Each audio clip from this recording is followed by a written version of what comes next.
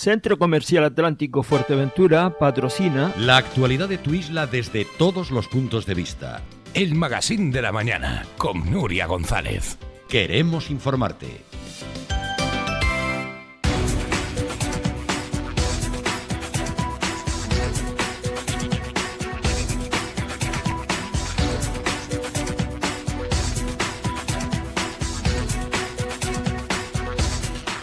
Bueno, estamos de vuelta y son 10 los minutos que pasan ya sobre las 9 de la mañana. Muy bienvenidos a aquellos que acaban de conectarse, sobre todo a través de nuestro canal de televisión y redes sociales. Les estamos hablando hoy en el sumario ampliamente sobre la inauguración que ayer pudimos disfrutar en esa Plaza del Centenario de una nueva edición, y van 34 años continuados, de la Feria del Libro y sobre todo de esa conferencia inaugural que ofrecía Eva Orue, una conferencia en la que se hablaba mucho sobre la necesidad y yo creo que hasta los usos terapéuticos de la lectura. Está con nosotros Eva Orue y está con nosotros también su compañera Sara Gutiérrez para hablarnos de una obra que se presenta esta tarde, El Transiberiano, a partir de las 6:30 de la tarde en la Carpa Unamuno. Bienvenidas. Bien hallada, buenos días. Buenos días, muchas gracias por la invitación.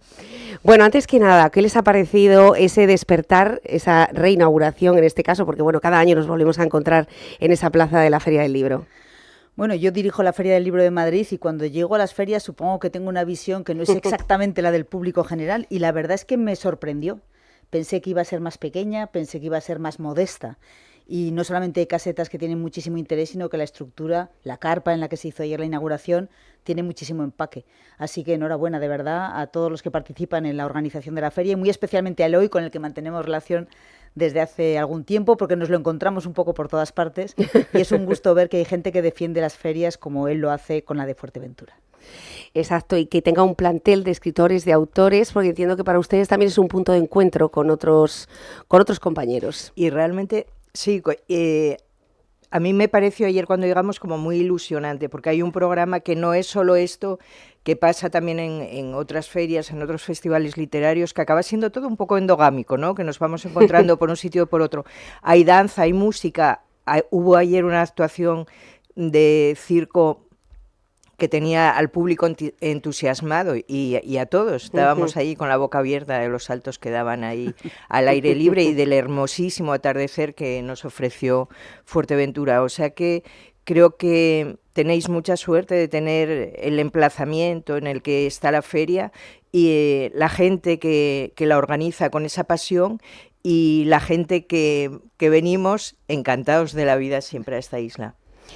Bueno, la feria fue ayer, empezó la actividad, pero hoy va a haber una actividad como siempre, la visita de los escolares, la visita de los jóvenes, algo en lo que quiero incidir, porque ayer se habló mucho, ¿no?, de cómo una juventud leída se expresa, se comunica con el mundo, su universo, ¿no?, de palabras, se entiende a sí misma, y otra que no. Estamos sabiendo adaptarnos a esos lenguajes de la juventud. Por ejemplo, ahora mismo, dentro de nada, tenemos un Manga Fest aquí en Fuerteventura. Esto también es lectura, es cómic, es lectura. Sí, claro, es lectura. Y además es la manera que tenemos todos de entrar en el mundo de la lectura. Yo siempre cuento mi propia experiencia. Yo no soy experta en este tema. Cuando yo era pequeña, no había otra cosa. O leías o te aburrías. Bueno, o peor, o mi hermana me decía que jugáramos a las muñecas, que era algo que a mí no me gustaba nada hacer. Entonces yo leía porque no había otra cosa que hacer. Y entras en la lectura... Hay que decir que teníamos una televisión que por la tarde cortaba. Cortaba, sí. A las 5 no había ni televisión. Exacto. Tenemos una edad. Todos entramos, los que tenemos una edad y los que la tienen más lozana, todos entramos a través de obras que no son las grandes obras de la literatura universal, o que si lo son, están adaptadas. Mi primer Quijote fue el Quijote de dibujitos. Claro. Obviamente Cervantes nunca escribió eso. Entonces, en ocasiones, tendemos a mirar los mayores, los que nos creemos que sabemos y que leemos mucho, tendemos a mirar a los jóvenes que transitan por otros géneros, diré que con una cierta condescendencia. ¿Qué está leyendo este? ¿Qué está leyendo esta? Pues está leyendo lo adecuado y lo que le gusta a la edad que tiene. Y con suerte, y si persevera, llegará a otro tipo de literaturas, que es lo que defendemos, la buena literatura, los buenos libros, que también les satisfarán. Hay que insistir además mucho en que los jóvenes leen. Los jóvenes leen. Hay un momento en el que se van. O se van muchos, porque se van a las pantallas, o se van al cine, o se van a la música. Pero los niños y los adolescentes leen. Así que nuestra tarea como feriantes Sí. es ofrecerles lo que quieren y además lanzar el anzuelo para que piquen y se queden o se vengan a este otro lado. Bueno, ayer esa puesta en escena, que normalmente tiene mucho que ver con el circo, con un cierto ataque de ansiedad, que casi al ver Sí, aquellos yo saltos, sufría. ¿no? Sobre todo al ver gente tan joven, porque era una compañía que rezuma talento, la verdad, y además una técnica espectacular y sin red, ¿eh? Que todo lo que hicieron fue sin ningún tipo de red. Pero alrededor de todo eso hay una serie de recintos, de espacios que están muy cerca de las librerías y de las editoriales que promueven la literatura infantil. Esta sí puede ser una buena manera de convencer a los niños a través de la magia, la fantasía, los cuentos. Sí, en realidad los libros infantiles son historias que les contamos, historias que nos contamos. Y atraerles a la cercanía de los libros se puede hacer de muchas maneras. El circo es una de ellas, Sí. la música es otra. Cuando nosotros desde la Feria del Libro de Madrid, que es la que conozco bien, vamos a hacer programas a lo largo de todo el año y nos acercamos a colegios o a ONGs donde hay niños por la tarde estudiando, asociaciones, lo que hacemos no es llevarles libros para que lean, lo que hacemos es llevar cuentacuentos o magos que hacen espectáculos inspirados en literatura. Y luego ya se acercarán ellos, porque son curiosos y si les presentas un libro que les gusta, lo hojearán y con suerte lo leerán. Bueno, esperemos que sea así y que desde luego los jóvenes se queden, visiten las pocas librerías que nos están quedando en Fuerteventura. Ustedes que están vinculadas a una feria tan importante como es la Feria de Madrid, ¿le está pasando lo mismo a Madrid? Que las librerías empiezan a ser una rara avis, un negocio al que nadie quiere dedicarse porque es muy deficitario. Pues en realidad, y curiosa, quizá paradójicamente no. La Feria del Libro de Madrid la organiza el Gremio de Librerías de Madrid. Y este año hemos tenido 117 librerías de toda la comunidad. Las agremiadas deben ser unas 140 y tantas. No Ajá. todas vienen por razones distintas a la feria. Y si se cumple lo que me van anunciando, el año que viene serán más.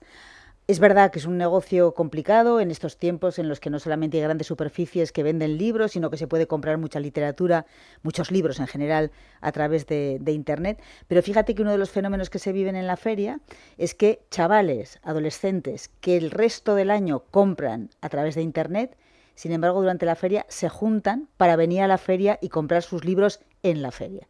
Así que lo que hay que hacer es trabajar, insisto, para que conozcan las librerías, en este caso, conozcan también las editoriales y puedan acudir directamente a ellas el resto del tiempo.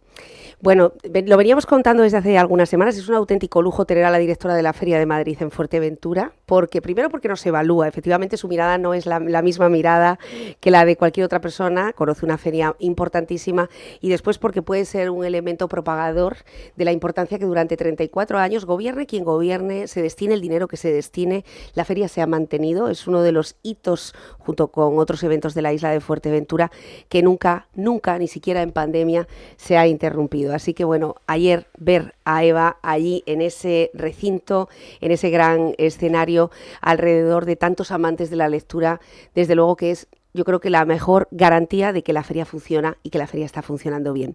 Pero ellas, además de darnos este pistoletazo de salida, también presentan esta tarde en el Transiberiano. Y no sé si será una obra muy conocida o desconocida para los lectores de Fuerteventura, pero para aquellos que no, pues es una buena oportunidad hoy a las 6:30 para conocer los detalles de cómo estas dos mujeres, bueno, pues les dio por emprender una ruta, 9.000 kilómetros. Un poco más. Un poco más de 9.000. ¿Cuántos usos horarios distintos? Como 8. 8, bien. Un jet lag mayor que este de 1 hora menos en Canarias. ¿Cómo empezó la aventura? Pues nosotras nos conocimos en Moscú. Yo estaba allí soy médico de formación, estaba haciendo allí la especialidad de oftalmología y ya había terminado, estaba trabajando en un centro de Moscú y Eva estaba de corresponsal para Onda Cero. Nos conocimos el 23 de octubre, o sea que ahora va a ser 31 años del 93 y empezamos una relación de aquellas que en aquella época ni siquiera entre la gente que la vivíamos se hablaba. Y cuando llegó el verano, yo en mayo ya había terminado la formación, toda mi estancia en Rusia, que llevaba allí ya casi 7 años, se acababa y volvía para España. Y pensé que era triste volverme sin saber si esa relación tenía un futuro o no. Y qué mejor que subirnos al Transiberiano, que nos daba por lo menos una semana de no hacer nada más que poder hablar, poder discutir esto, poder conocernos un poco mejor. Se lo propuse a Eva, no con esta intención que yo tenía, sino picándola en su cosa periodística, diciéndole, ¿cómo puedes estar informando de un país tan grande conociendo solo la capital? ¿Por qué no hacemos el Transiberiano? Atraviesas todo el país y ves un poco lo que hay por ahí. Y ella inmediatamente dijo sí, y allá nos lanzamos. Y nos tiramos 20 y tantos días, porque no hicimos solo esa semana de tren, sino que fuimos bajando en algunas ciudades, sin nada de información, pero allá fuimos y aquí seguimos. Bueno, el viaje fue bien, ¿no? Por lo que veo. Sigue yendo bien. Sigue yendo bien, el viaje funciona. Bueno, en ese viaje, en el libro, además es un libro muy pedagógico, tengo que decirles. Es un libro que casi podría ser un libro educativo. Los mapas, Sí. las fotografías, las reseñas, la historia en general, el relato, el contexto de cómo se está describiendo. Sí, Eva. la idea, Sara tenía una intención clara cuando nos pusimos a escribir el libro, que era contar nuestra historia y nuestro viaje. Y yo pensé que era una pena no poner el tren en su contexto, porque todos los trenes cambian los países en los que se construyen, pero este tren cambió el mundo. Y era una pena, insisto, aunque se ha escrito mucho sobre el Transiberiano, no se ha escrito tanto desde aquí, desde España, y probablemente no se ha escrito tanto consultando fuentes que nosotras, porque Sara habla ruso, yo lo hablo muy mal, pero ella lo habla muy bien, podíamos consultar. Entonces hemos escrito 2 libros en realidad. Uno, el de nuestra historia y nuestro viaje, otro, el de la historia del tren, y los hemos ido intercalando. Y creo que al final el resultado, teníamos algunas dudas quizá, porque no estábamos muy seguras de que coincidieran, pero al final resultó que las etapas de nuestro viaje coincidían muy bien con etapas históricas, se podían explicar bien. Pero sobre todo creo que en la parte que a mí me toca, que es la que escribí yo, que es la parte histórica, creo que damos una buena visión de cómo ese tren, que fue un empeño de un zar, Alejandro III, y de su hijo, Nicolás II, el zar al que después asesinaron los bolcheviques, cómo ese tren cambió Rusia y cambió el mundo. Y quizá adivinar en qué medida el mundo sería distinto si ese tren no hubiera existido. Cuando ponemos como subtítulo una historia personal del tren que forjó un imperio, estamos diciendo exactamente eso. Os vamos a contar lo que vivimos, pero os vamos a contar también cómo esta vía férrea alteró el panorama. Además, como apunta Sara, para una periodista que estaba realizando crónicas en aquel momento desde Moscú, tener una visión tan parcial de cómo era el país. ¿Qué se encontraron una vez que salieron del epicentro? Bueno, yo me encontré lo que esperaba prácticamente. Llevaba viviendo allí ya un montón de años y había estado en la Unión Soviética y fuimos encontrando como burbujas, encapsulamientos soviéticos todavía por el camino. Yo le decía, ves qué bueno fue salir, no solo estás viendo Rusia, estás como viajando también en el tiempo y viendo lo que se acaba de desmoronar, ¿no? La Unión Soviética. Y para mí fue un viaje un poco más festivo, me imagino, en ese sentido, de disfrutar, de ver ciudades de las que no tenía ninguna información, porque muchas de ellas la última a la que llegábamos, Vladivostok, por ejemplo, había sido una ciudad cerrada hasta enero del 92 y hablamos de agosto del 94, o sea que llevaban apenas 2 años abiertos, no tanto al mundo como incluso a sus conciudadanos rusos, ¿no?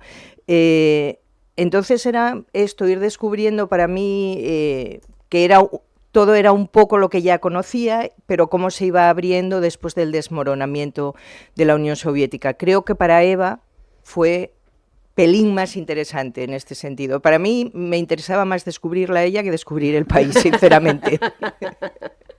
No, pero es cierto, porque el concepto de ciudad cerrada es un concepto curioso. En Estados Unidos también hay instalaciones científicas que no aparecen en los mapas, pero en la Unión Soviética y en aquella Rusia, en la primera Rusia, había ciudades enteras y no pocas que no estaban en ningún documento oficial al que pudiéramos acceder los ciudadanos de a pie o quienes vivíamos ahí ocasionalmente. Entonces llegabas a sitios que acababan prácticamente de abrir sus puertas al mundo y las reacciones de la gente eran curiosas. En un pueblito al norte del lago Baikal, en la recepción del único hotel, por ser generosa, lo llamaremos hotel, nos pedían un documento que hacía tiempo que ya no se requería para llegar hasta ahí. No se habían enterado en 2 años y pico de que podíamos viajar hasta allí sin ningún problema. Inocentemente aceptaron nuestra explicación de que sí, de que las cosas eran así, pues no nos enteramos. Bueno, pues será. Sí. Pues será, pues voy a confiar. Ok. Quería también poner el punto de la construcción del Transiberiano. Sí. ¿Cómo fue, no? Condiciones enormemente duras. Sí, el tren se lanzó oficialmente en 1891 para cubrir esa inmensa distancia. Hay que tener en cuenta que Rusia poseía ese país tremendo, pero no lo conocía, ni siquiera sus zares habían viajado nunca más allá de los Urales. Se llamaban señores de todas las Rusias y Siberia, pero nunca habían pasado de los Urales. Entonces fue un empeño que tenía 3 objetivos, no muy generosos. Uno era colonizar toda aquella zona, mejor dicho, rusificar toda aquella zona, que es inmensa. El país actual tiene un 20% escaso de territorio en zona europea, y el resto es Asia, hay que tenerlo siempre en cuenta. El segundo objetivo era extraer riquezas y no sospechaban ni de lejos todas las que había. Y el tercero y quizá más urgente era tener un canal para enviar tropas al lejano oriente ruso, porque estaban en guerra con varios países, China y Japón, pero lanzar allí sus ejércitos era una aventura que les costaba un año que llegaran las tropas. Así que con esos 3 objetivos en mente se lanzó la construcción de una línea en un tiempo en el que no había, por supuesto, teléfonos móviles, las comunicaciones eran malas, entonces es toda una hazaña, porque se empezó a construir a la vez desde los 2 lados, se adjudicaron tramos y por lo tanto cada tramo lo llevaba un señor que hacía lo que podía, pero llevar a algunos sitios de lo que conocemos como Siberia, no solamente a la gente para que trabajara, sino la madera para las vías, la alimentación, los animales, todo los eso, servicios médicos. Sí, tiene mucho que llevaban. ver. Sí, yo creo que es incluso más llamativo que, por ejemplo, una conquista de otro territorio que tenemos mucho más en mente, que es la conquista del oeste.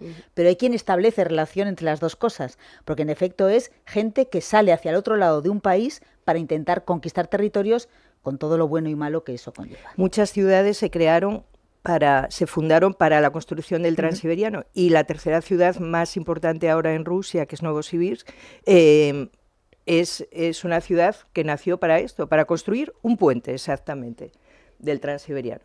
O sea que además hablamos de Transiberiano, pero es importante subrayar que no es un tren, no es el Oriente Express, no es el ¿cómo se llama el de Asturias? El Transcantábrico. O el Al-Ándalus. Sí, o el Al-Ándalus. Son vías. Transiberianas son todas aquellas vías que, naciendo en Moscú, incluso en San Petersburgo, que es donde estaba entonces la capital, atraviesan el país y cruzan Siberia. Hay varios transiberianos, aunque nosotros cuando hicimos aquel viaje hicimos el recorrido Moscú-Vladivostok, pero llega hasta Pekín, está el transmongoliano, hay un segundo transiberiano más al norte, en fin, hay muchas vías que hacen... Sí, no es un tren de lujo turístico, es un tren, son trenes que cumplen la funcionalidad de transportar población. Y sobre todo mercancías. Aunque ahora, claro, esto es como ustedes lo recorrieron, ¿no? Y en condiciones yo creo que muy vetustas, ¿no?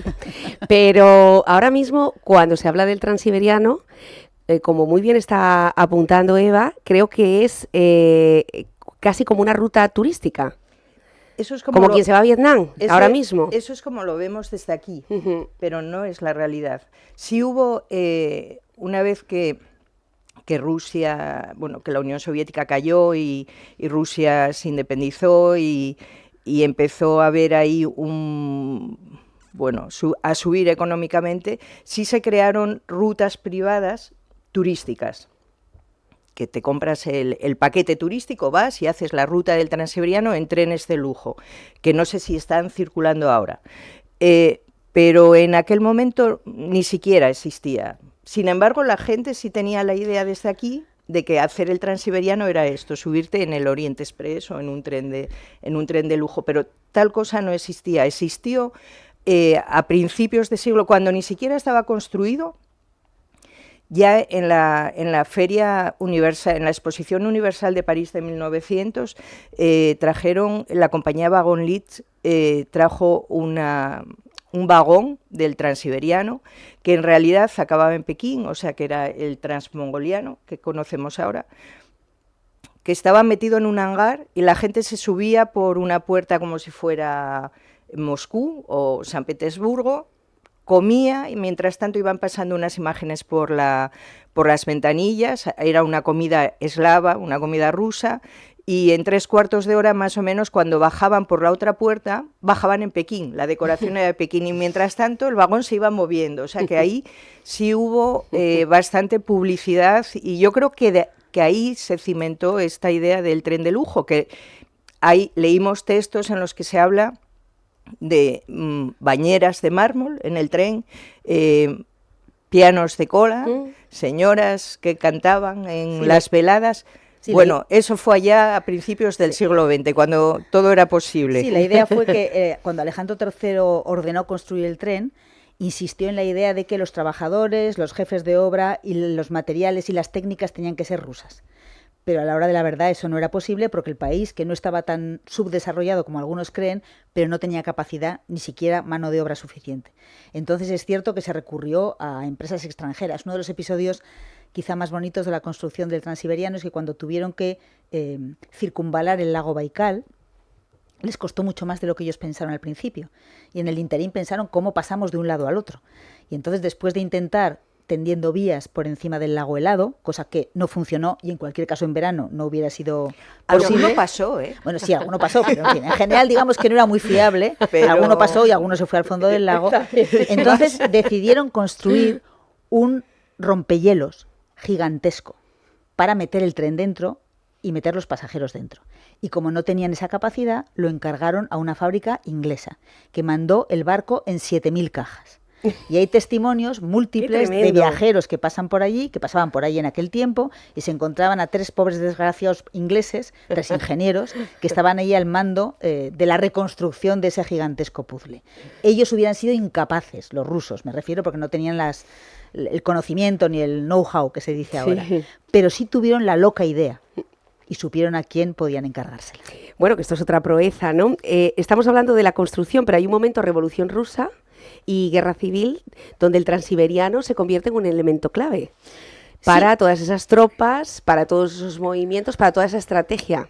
En toda esta política. Historia hay que tener en cuenta que el país era un país intransitable. El mejor momento para viajar era cuando los ríos se helaban. Ahí sí que se podía. Pero el resto del tiempo era muy complicado, porque cuando había el deshielo, pues todo se enfangaba, las corrientes, hablamos de ríos, y bueno, yo soy de Zaragoza. Son mares. Sí, y el Ebro me parece grande, pero cuando vas allí y ves un río que tiene 2 kilómetros, yo que sé, hay puentes de 2 kilómetros para cruzarlo, pues la verdad es que es todo gigantesco. Y efectivamente los bolcheviques entendieron perfectamente que la mejor manera de trasladar la revolución era a bordo de un tren. Trotsky vivió 2 años a bordo de un tren y buena parte de la tarea la hizo en vías transiberianas.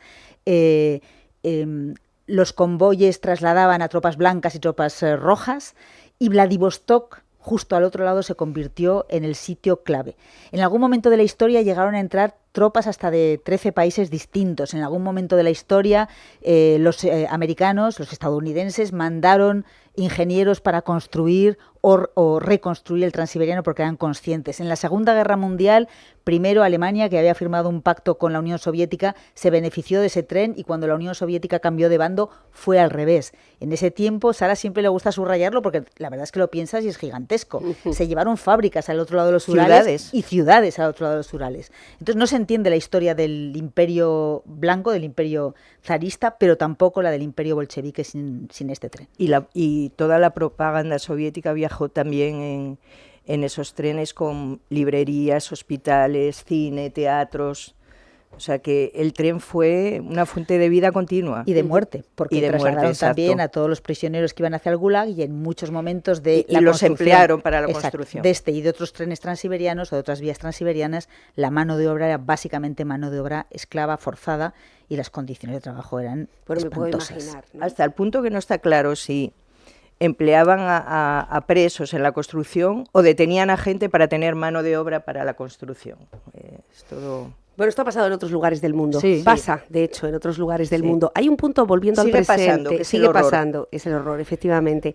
Volviendo un poco al presente, en este juego que es el transiberiano entre la historia y el relato personal, las vivencias personales, que también llama la atención que en esa Rusia de los años 80, básicamente, sanitariamente, sobre todo en la especialidad en la que se ha formado Sara, que es oftalmología de alto nivel, muy alto nivel, Rusia ya era puntera. Totalmente. Ya tenía herramientas de trabajo que no teníamos en España. Sí, por ejemplo, el láser.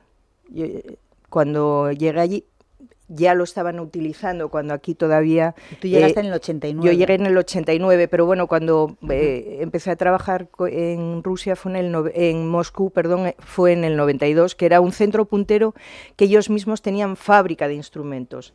Entonces tenían 3 ventajas, yo creo. Una, esto, que tenían no solo la clínica, sino que tenían además la fábrica de construcción y la gente que diseñaba los instrumentos. Tenían muchísima población para trabajar sin consentimiento informado, digamos, y para operar y para hacer estadísticas brutales. Y la tercera es que no tenían necesidad, y esto lo ligo con el consentimiento informado, de aprobaciones. Aquí, antes de que empiece a funcionar algo, pasa por una serie de ensayos clínicos, de pruebas y de certificados de aprobación. Bueno, pues allí lo piensas, es un poco como lo del rompehielos, lo piensas, lo diseñas, lo mandas construir, lo pruebas y si funciona, pues sigues con ello. Una de las cosas, yo trabajaba en Oviedo hice la tesina, la tesis, todo con Luis Fernández Vega y fue el que yo me fui allí con una beca, fue el que me escribió la carta como de recomendación, ¿no?, para la solicitud de la beca. Y él me dijo, ¿pero estás segura de querer ir? Bueno, sí, a ver. Y me dice, bueno, pues a ver, porque uno de los problemas que hay es que es imposible que tengan esas casuísticas de miles de pacientes cuando vienen a los congresos. Es imposible. Es imposible para nuestra cabeza, pero no era imposible allí. Por lo que digo, porque era operar y operar. Las miopías, por ejemplo, las queratotomías radiales, que era lo que se estaba haciendo en aquel momento también para las correcciones de la miopía, se hacían por cientos y por miles de gente. Y lo bueno es que los resultados eran buenos. Eran buenos. Que podrías decir, bueno, ¿a cuántos ciegos dejarían para...? No, los resultados serán buenos. Bueno, hay que reconocer que Sara lo intentó todo para conquistar a Eva e incluso invitándola a cómo se raya un ojo, ¿no? Cuando se hace una operación de miopía. Yo no sé si Eva, tú escribías que no se entusiasmó mucho, a ella le gustaba más el tema del reporterismo, ¿no? Pero no, hasta ese punto. Ya me había dicho que en fin, que su padre era anestesiólogo, la llevaba allí, anestesista, la llevaba a las operaciones y que eso no le entusiasmaba, pero yo probé. Una de las cosas buenas que tenían allí también, buenas para mí, para formarme, malas yo creo para la gente, era que los cirujanos estaban especializados no ya en una cirugía, pongamos, de cataratas o de corrección sino en una técnica. Entonces, para formarte era ideal, porque era como cuando aprendes a conducir, que está el otro al lado y a la mínima que tú te despistes, que en algo te vas a despistar, reacciona y retoma. Y nos dejaban operar muchísimo, tanto como pacientes había. Qué maravilla. Bueno, en este caso, qué bien, porque tiene ese bagaje, ¿no? Volviendo otra vez a cómo fue el viaje en el Transiberiano, quiero poner ahora el acento como prensa. ¿Fue fácil? ¿Pasaron temores? No. Fue mucho más fácil de lo que parecía. No es a los temores, porque ya, ¿no? Bueno, ya fue fácil. Sí, fue fácil. La Rusia de ese momento, 1994, 3 años de independencia, la gente quizá lo recuerde, un presidente poco fiable, Boris Yeltsin, un país que se había venido abajo de una manera terrorífica en todo, la política, la economía, la seguridad, la sanidad, todo se había caído. Y era un país que, por un lado, daba pena, porque la gente lo estaba pasando francamente mal, había muchísima miseria, y por otro lado ofrecía ventanas para la esperanza que se cerraron enseguida, porque la corrupción campeaba ya cuando nosotros hicimos este viaje. Pero todo lo que parecía que era difícil, era fácil. Pero en la vida normal en Rusia pasaba igual. Y en la época soviética, por lo que me contaba Sara y me contaban otros compañeros, cosas del tipo de llegabas al aeropuerto, no podías ni traer rublos ni cambiar rublos, sin embargo tenías que coger los carritos que se pagaban en rublos, bueno, pues aparecía siempre. Todo estaba prohibido, pero mucho era posible de hacer. Todos salíamos con el carrito y nadie nos preguntaba de dónde habíamos sacado para mover Pues el carrito. esta cosa el sencilla rublo. del aeropuerto pasaba todos los días en todos los órdenes de la vida. Y en el viaje pasó algo igual. El único momento de una cierta dificultad lo tuvimos en Vladivostok, porque sí nos hicieron ir a la comisaría de policía, ya que el señor nos puso un poco nerviosas, pero al final nos dio el permiso. Nos dio el permiso y nos dio una clave. Le dijimos, oiga, que es que en Moscú el gobierno central de este país dice que no hace falta ningún documento. Y el señor nos dijo, lo que diga Moscú da igual, aquí lo que importa es lo que dice el gobernador de esta región. Cuando Putin llegó al poder, una de las primeras cosas que hizo fue cargarse el sistema. La Rusia que hoy conocemos es una estructura estatal que ríete tú de la complejidad de las comunidades autónomas y las ciudades autónomas españolas. Allí hay regiones, autonomías, repúblicas, es un sistema complicadísimo. Y Putin lo que hizo fue decir, vale, conservemos esto, pero espérate un segundo, yo voy a poner unos supergobernadores a los que yo voy a nombrar. Entiendo, aunque no vamos a Rusia desde el 18, que la situación ahora no podría repetirse, aquello de en Vladivostok se hace lo que yo digo. Pero en aquel momento fue una lección política, fue una lección social, fue una lección periodística y fue una lección de vida. Sobre todo ahora que parece que la prensa española tiene serios problemas también para esas coberturas. Claro, cuando yo he sido corresponsal en 3 países y un corresponsal es muy caro. Entonces tienes que estar muy seguro de que el país en el que está el corresponsal da materia prima suficiente como para justificar su presencia allí. Yo no viví la caída de la Unión Soviética, llegué a la Rusia independiente, pero mis 2 primeros años fueron una locura de trabajo. Y cuando digo una locura, o sea, era agotador, no hacían más que... Todos los días nos levantábamos con un hecho histórico. El último año ya no fue igual. Y yo trabajaba en una radio que tiene... Bueno, viviste el bombardeo de la Casa Blanca, la guerra de Chechenia. Entonces, estamos en una radio, también en una televisión, pero aquí... conectar con el corresponsal para ver cómo van las cosas no es algo habitual. Tiene que estar pasando algo verdaderamente grave. Mi tercer año esto ya se había normalizado un poquito y parecía que interesaba menos. Pero la experiencia de las corresponsalías, desde mi punto de vista, es esencial. Porque es verdad que ahora, más que nunca, nos enteramos de lo que ocurre en todo el mundo, pero el corresponsal te aporta cosas que nadie más puede aportar. De entrada, el conocimiento del país para el que informa. Tú te vas a Rusia o a China... y para informar de lo que pasa allí tienes que saber qué pasa allí y qué es lo que necesita saber quien está aquí.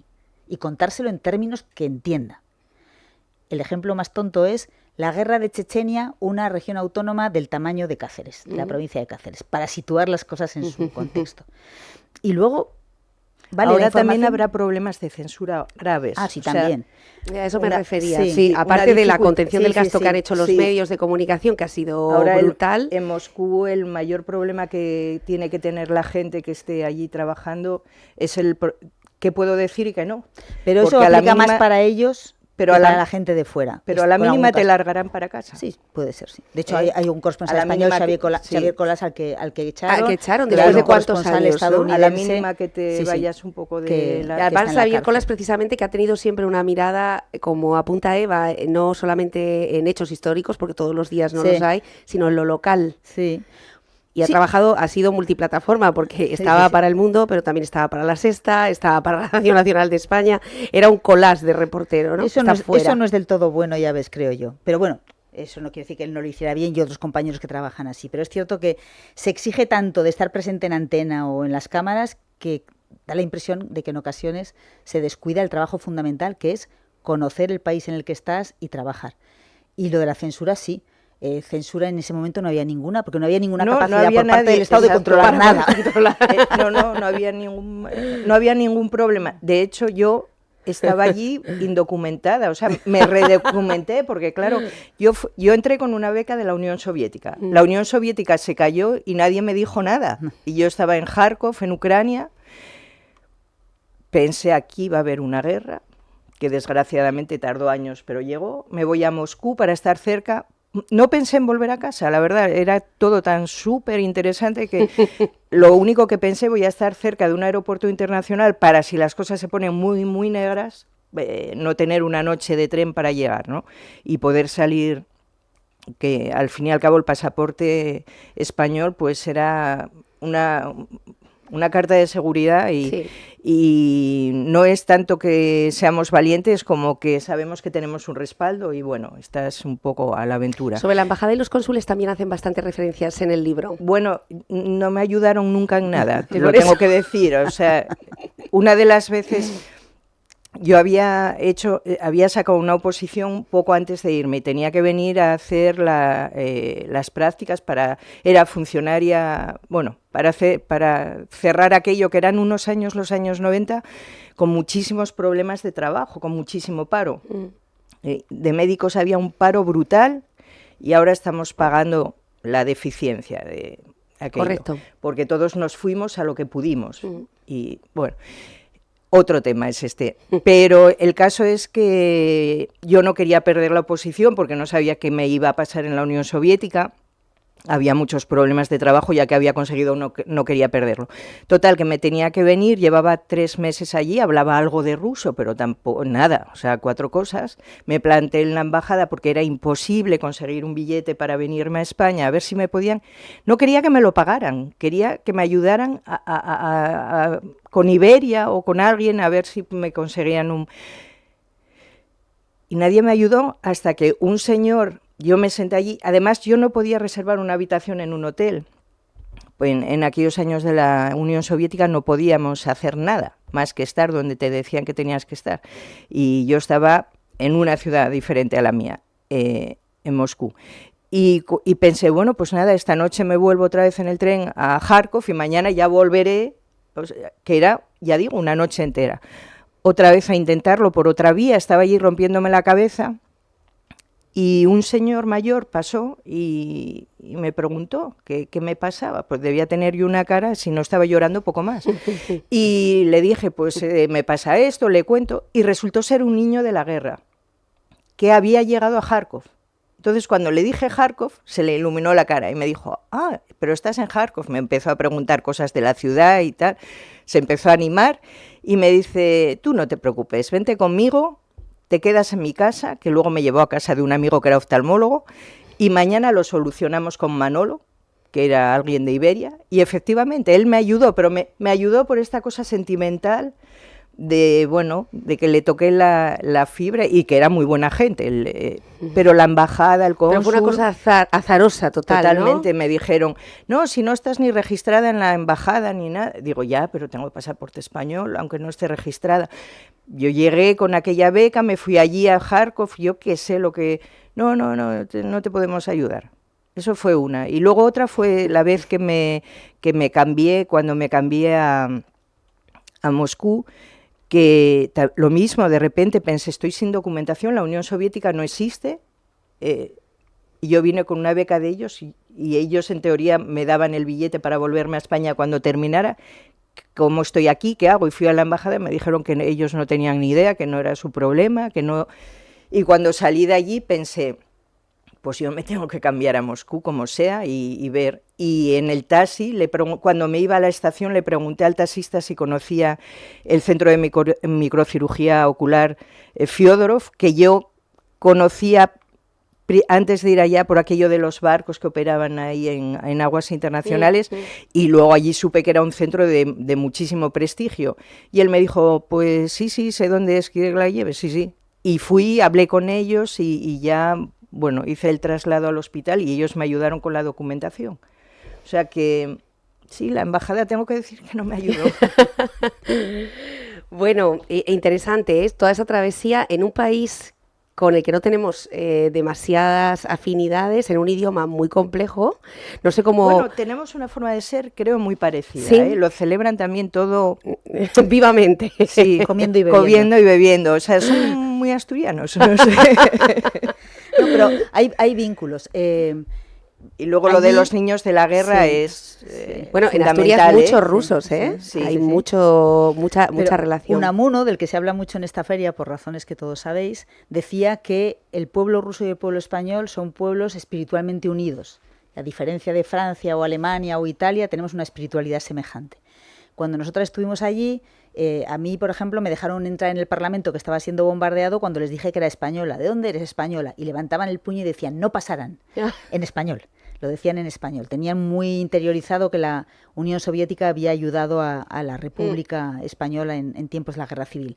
Allí también se habla mucho de que Rusia y España son los dos países, o se hablaba entonces, los dos países que consiguieron parar a Napoleón.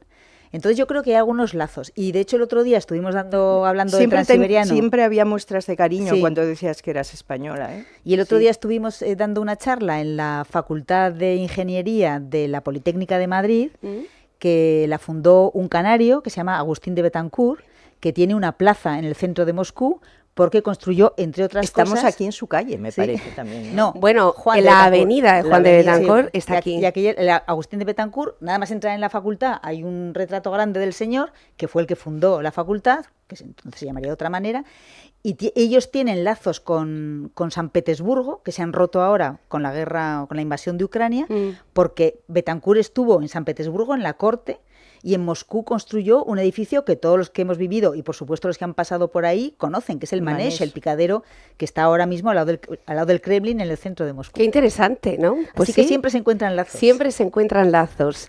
Bueno, ¿en qué momento deciden volver Bueno, y abandonar esta aventura? Ya no solamente la del Transiberiano, cuando terminan y dicen, bueno, esto a lo mejor lo podemos convertir en una obra y que quede como libro casi de consejos. Desde otras dos personas deciden emprender esta hazaña. yo ya estaba allí de más, ya digo, porque ya había hecho lo que tenía que hacer. Y nos volvimos en julio del 96, cuando acabó la primera legislatura. Estuvimos la primera legislatura de Yeltsin y Las había primeras elecciones. había elecciones otra vez. Ganó. Y que ganaba. Bueno, era evidente que... Y ahí ya el país había dejado de tener interés, ¿no? Un poco para nosotros, de esa cosa de curiosidad. Ya empezaba a ser todo un poco más de lo mismo y no era un mismo agradable. Claro.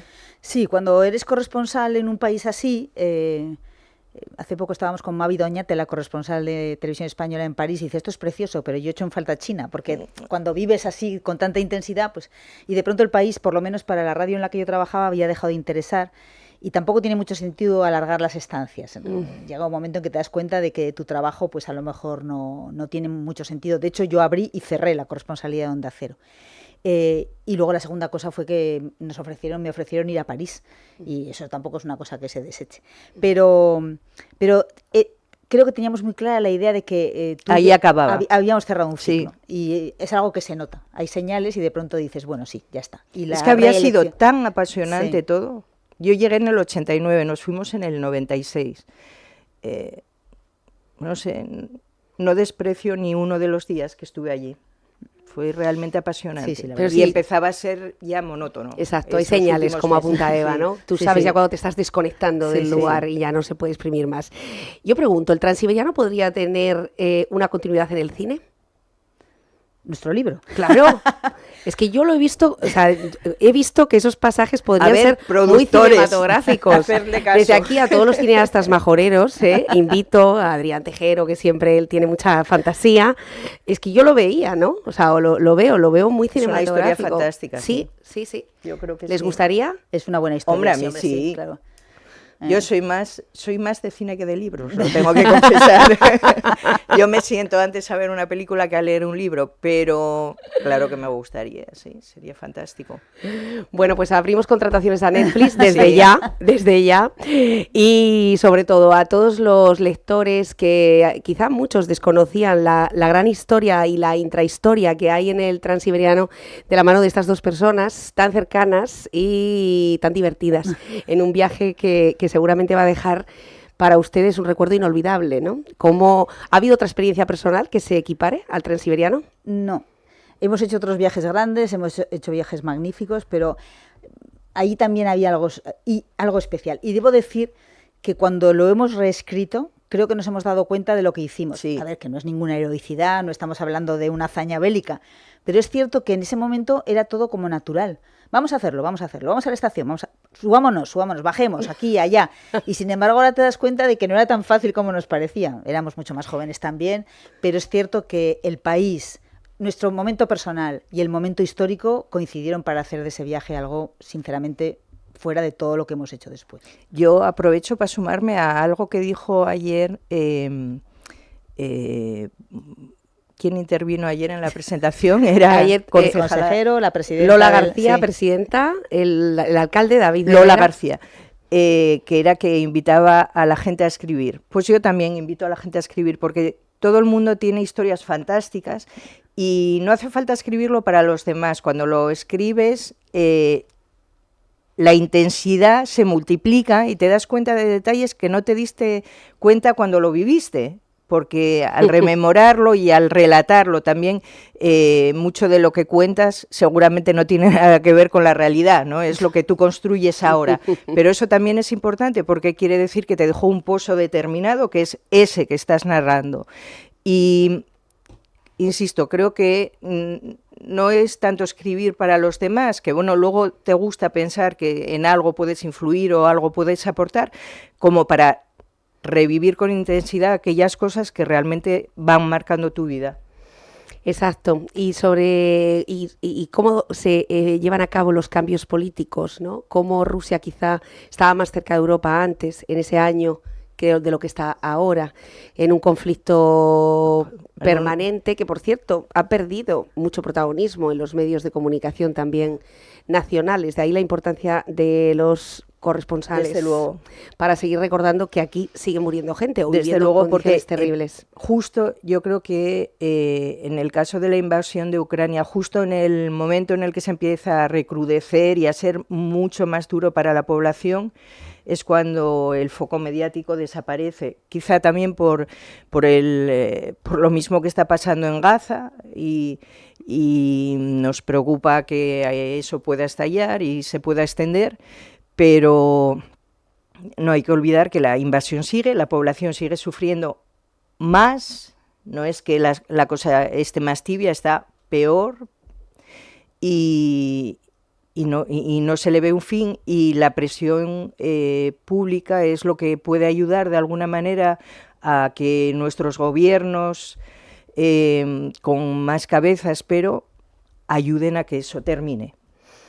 Bueno, yo desde aquí voy a hacer un guiño a todos aquellos que trabajan por el eje norte y sur de Fuerteventura, que van 30 años y no se ha terminado. Fíjense cómo ha relatado Eva y Sara cómo se construía un transiberiano. No hemos sido capaces de tener una vía terminada en los últimos 25, 28 años y, sin embargo, en Rusia, en condiciones, desde luego, que mucho más hostiles, imagínense ya el frío que nos diferencia y mucho, fueron capaces de construir estos 9.000 kilómetros. Estamos en Asturias y en Extremadura igual, ¿eh? Igual. Con unos trenes que no llegan, que hemos se paran. Sí, exacto. Bueno, nos vemos esta tarde en esa carpa Unamuno. Espero que disfruten mucho del día. Espero que este canapé haya servido para que tengan interés en conocer más detalles del Transiberiano y disfruten también de la isla, y gracias por este ratito. Gracias a ti, Nuria. Muchísimas gracias. Bueno, a ustedes les dejo ahora sí con Juan Ferran Rodríguez y De Buena Mañana. Nos vamos, eso sí, a Ajuy, donde hoy comienza ese simposio de escultura frente al mar. Por primera vez en la historia de este certamen, 5 escultoras básicamente van a estar tallando sus obras de acero frente a los turistas y frente a todos los visitantes.